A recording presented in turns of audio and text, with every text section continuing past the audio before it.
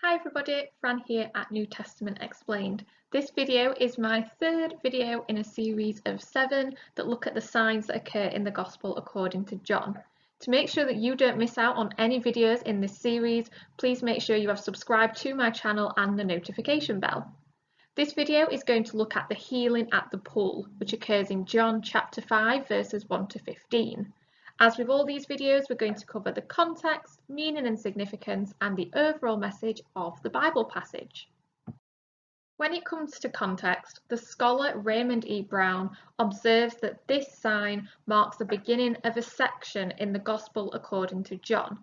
This section is where Jesus is shown to replace the great feasts of Judaism one by one, and it's therefore a further example in John's Gospel where we see the concept of replacement theology. This passage begins with Jesus going to Jerusalem for one of the Jewish festivals.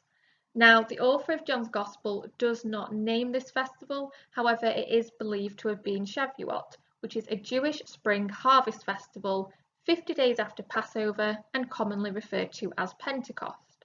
This festival commemorates the time Moses was given the Torah. As I've said, the author of John's Gospel does not name this festival. However, this could just be because knowing the festival is not crucial to our understanding of this sign. Next, the pool is introduced and it is described as being near the sheep gate. The sheep gate was a gate through which sheep were brought into the temple for sacrifice. Therefore, this reference could be symbolic. It could be compared with Jesus as the Good Shepherd inviting his flock to enter by the door. The pool itself is then mentioned, and legend had it that whoever entered this pool, which had been stirred by an angel, would be healed. Interestingly, again, we get this description of there being 5 archers by the pool, and the number 5 could be symbolic of the 5 books of the law. Therefore, by Jesus healing at this location in the presence of these 5 pillars, which could be symbolic, there is an indication that Jesus is replacing the laws with his life-giving words.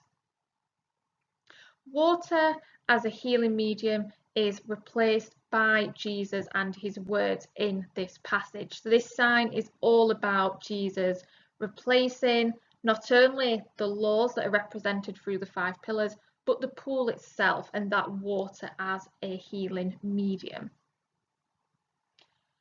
What is quite interesting is that when we are introduced to the man who is going to be healed, he is described as being invalid for 38 years. And again, numbers tend to hold symbolism, hold meaning, and 38 could be symbolic of the time that the Israelites spent in the wilderness before they entered Israel. And this time frame is mentioned explicitly in the Old Testament in Deuteronomy chapter 2, verse 14. So we've got a link there. When Jesus encounters this invalid, he says, "Do you want to get well?" Now, this by many has been considered a question whereby Jesus isn't really asking, "Do you want to get better?" What he's really asking at the heart of all of this is, "Are you satisfied with the law of Moses?" From this point, we get the healing incident.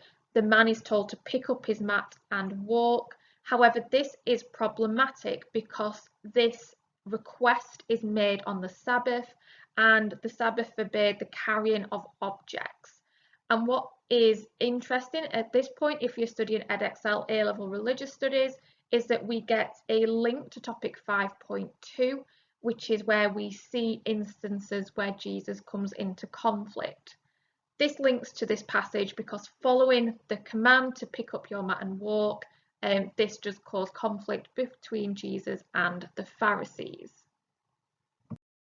The final section then of this passage is between the Jewish authorities and the man who had been healed.